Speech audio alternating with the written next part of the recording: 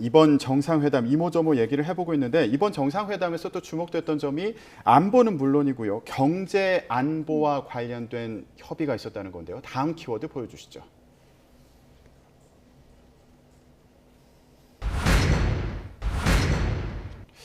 반도체는 한미 동맹의 핵심이다. 바이든 대통령의 이번 방한 과정에서 또 주목됐던 게 첫 일정이요. 삼성의 반도체 공장에서 시작했다는 점이었습니다. 이게 경제 안보를 강조하는 상징적인 일정 같아 보이기도 했거든요. 그렇습니다. 뭐 이거는 한국, 미국 둘 다의 이해가 맞았다라고 생각이 되는데요. 일단 바이든 대통령이 삼성을 선택한 것은 사실은 미국 시간이랑도 관련이 있다라고 생각이 되거든요. 왜냐하면 미국 프라임 시간이 삼성전자 방문할 시간이었고, 그랬군요. 그리고 바이든 대통령이 삼성전자 가서 연설을 했는데 첫 마디가 삼성전자의 대미 투자에 대해서 고맙다라는 얘기로 시작을 합니다.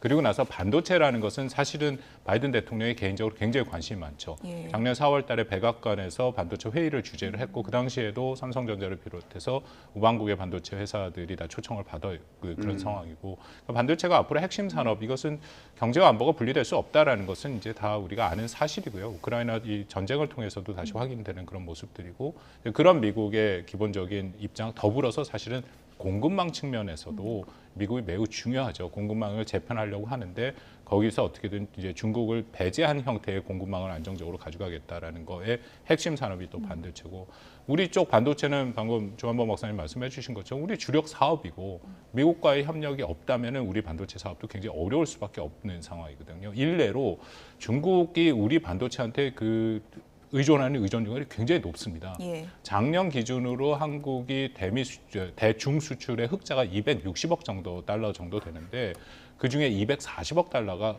반도체에서 흑자를 얻은 거거든요. 그러니까 그만큼 중국이 한국 반도체한테 의존하는 부분이 있다라는 그런 부분도 있기 때문에 우리는 주력 사업이자 이게 또 핵심 경제 안보 분야의 아이템이 될 수 있다라는 것이죠. 예. 일정을 보면 그러니까 반도체에서 시작해서 마지막은 또 자동차에서 끝냈거든요. 앞서도 얘기해 주신 것처럼 바이든 미국 대통령 입장에서는 경제 분야에서 북한에서 봤을 때 확실하게 얻어갈 건 얻어간 회담이다. 이렇게 볼 수 있는 거겠죠? 네, 뭐 그동안 여러 전문가들이 이제 경제 안보 부분을 말씀을 드렸지만 예.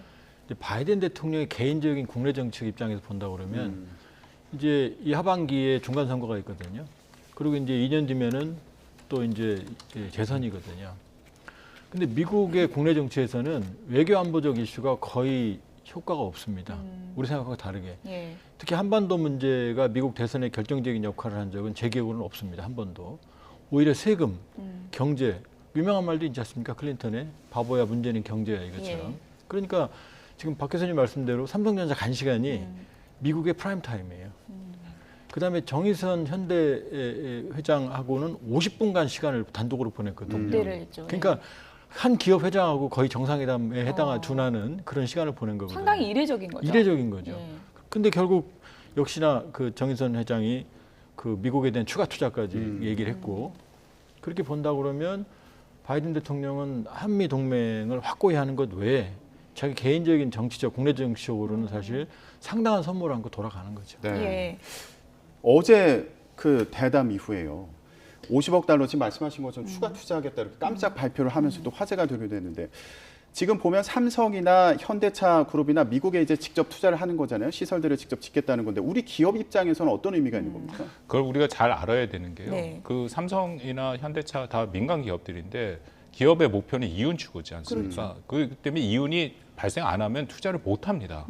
주식회사의 입장이기 때문에 더군다나 지금같이 초고도의 경쟁이 있는 사회에서 자신들의 그런 이익을 당연히 계산할 수밖에 없다. 그러니까 둘 다 삼성도 그렇고 현대차도 그렇고 현대차 같은 경우에는 결국 전기차 쪽으로 해서 추가 투자가 이루어지는 것이고 그리고 반도체는 아까도 조 박사님 말씀하신 것처럼 우리가 대부분의 기술의 원천 기술은 미국이 갖고 있습니다. 여전히 그런 부분들을 생각을 해서 우리가 투자를 할 수밖에 없다라는 그런 부분이 있다라고 우리가 이해를 해야 되는 거고요. 물론 그 바이든 대통령이 와서 그러기 때문에 자국민들을 위한 그런 메시지는 있는데요. 저는 그 생각을 하면서 꼭 이게 바이든 대통령만이 그러나 우리 전 문재인 대통령도 해외에 네. 가면 꼭 어떤 계약을 해서 경제 외교라는 것을 하지 않았습니까? 그건 전 세계 모든 자유민주주의 국가의 대통령들은 같은 입장이다. 그걸 통해서 국내 오디언스, 국내의 유권자들에게 어필하는 것은 당연하다라고 생각을 합니다. 또 한 가지 중요하게 짚어봐야 될 게 대부분 정상회담을 하고 이런 외교 관계에서 경제면 경제고 안보면 안보인데 경제 안보라는 단어가 굉장히 중요하게 부상하지 않았습니까? 이건 어떻게 이해를 해야 됩니까? 이제 신경제, 예. 그다음에 신안보 시대거든요. 다시 말해서 경제가 단순히 경제 영역을 넘어서는 게 아니라 지금 안보와 맞물려 있는 거죠. 그러니까 예를 들면 반도체가 없으면은 지금 첨단 무기는 모두 못 만듭니다.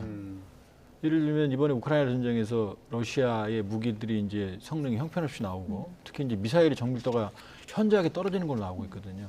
그게 다 정밀 기술, 반도체 부분의 기술이 없기 때문이거든요. 그러니까 지금 사실 아까 박 교수님 좋은 말씀해 주셨는데 그동안 대중 흑자가 많았거든요. 근데 지금 흑자가 거의 없어요. 반도체를 뺀다고 그러면.